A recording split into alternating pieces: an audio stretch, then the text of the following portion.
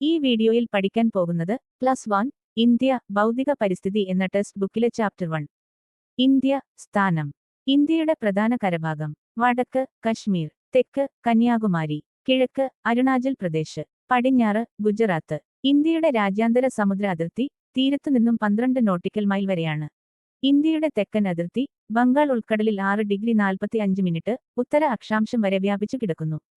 ഇന്ത്യയുടെ അക്ഷാംശീയ വ്യാപ്തിയും രേഖാംശീയ വ്യാപ്തിയും ഏകദേശം 30 ഡിഗ്രി വീതമാണ്.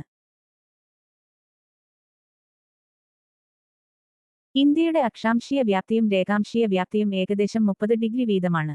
ഇന്ത്യയുടെ വടക്കേ അറ്റം മുതൽ തെക്കേ അറ്റം വരെയുള്ള ദൂരം 3214 കിലോമീറ്റർ. ഇന്ത്യയുടെ കിഴക്കു മുതൽ പടിഞ്ഞാറ് വരെയുള്ള ദൂരം 2933 കിലോമീറ്റർ.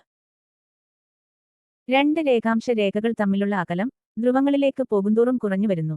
എന്നാൽ രണ്ട് അക്ഷാംശങ്ങൾ തമ്മിലുള്ള അകലം എല്ലായിടത്തും ഒരുപോലെയാണ്.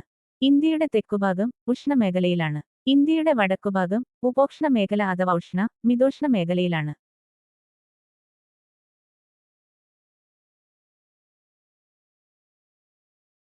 ഇന്ത്യയിലെ ഭൂരൂപങ്ങൾ, കാലാവസ്ഥ, മണ്ണിനങ്ങൾ, സ്വാഭാവിക സസ്യജാലങ്ങൾ എന്നിവയിലെ വൈവിധ്യത്തിന് കാരണം ഇന്ത്യ വ്യത്യസ്ത അക്ഷാംശീയ മേഖലകളിലായി വ്യാപിച്ചിരിക്കുന്നു എന്നതാണ്. ഇന്ത്യയുടെ കിഴക്കേ അറ്റവും പടിഞ്ഞാറേ അറ്റവും തമ്മിൽ ഏതാണ്ട് 30 ഡിഗ്രിയുടെ രേഖാംശീയ വ്യത്യാസമുണ്ട്.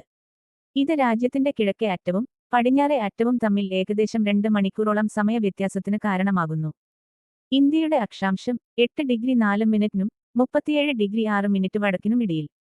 ഇന്ത്യയുടെ രേഖാംശം 68 ഡിഗ്രി 7 മിനിറ്റിനും 97 ഡിഗ്രി 25 മിനിറ്റ് കിഴക്കിനും ഇടയിൽ.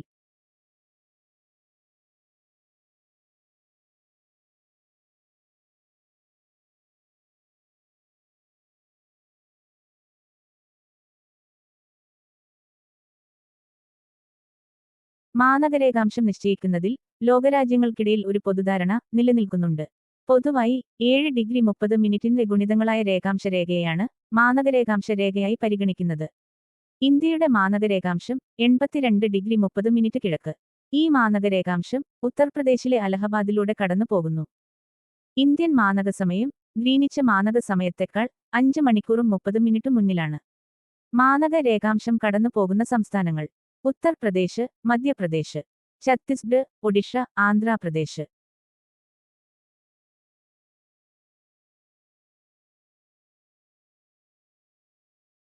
വിശാലമായ കിഴക്ക് പടിഞ്ഞാറ് വിസ്തൃതിയിൽ ഒന്നിലധികം മാനകസമയങ്ങൾ ഉള്ള രാജ്യങ്ങളുണ്ട്. ഉദാഹരണം, USA-ക്ക് 7 സമയമേഖലകളുണ്ട്. ഇന്ത്യയുടെ മധ്യഭാഗത്ത് കൂടി കടന്നു പോകുന്ന അക്ഷാംശ രേഖയാണ് ഉത്തരായന രേഖ. ഉത്തരായന രേഖ കടന്നു പോകുന്ന ഇന്ത്യൻ സംസ്ഥാനങ്ങൾ: രാജസ്ഥാൻ, ഗുജറാത്ത്, മധ്യപ്രദേശ്, ഛത്തീസ്ഗഡ്, ജാർഖണ്ഡ്, പശ്ചിമ ബംഗാൾ, ത്രിപുര, മിസോറാം. ഇന്ത്യ വലുപ്പത്തിൽ ലോകത്തിൽ 7ാമത്തെ രാജ്യമാണ്. ഇന്ത്യയുടെ വിസ്തീർണം 3.28 ദശലക്ഷം കിലോമീറ്റർ. ലോകത്തിന്റെ ആകെ വിസ്തൃതിയുടെ 2.4%.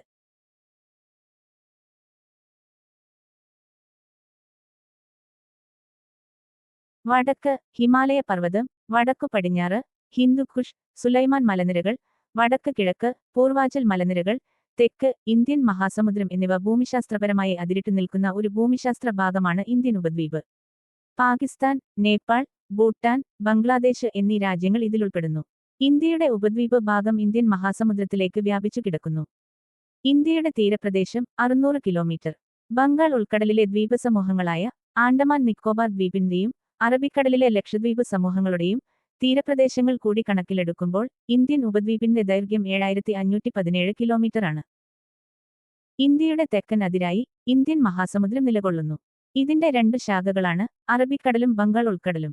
ഉപദ്വീപീയ ഇന്ത്യയുടെ സമുദ്രത്തോട് ചേർന്നുള്ള സ്ഥാനം അയൽരാജ്യങ്ങളുമായി ജലമാർഗവും വ്യോമമാർഗവും ബന്ധപ്പെടാൻ അവസരങ്ങൾ ഒരുക്കുന്നു.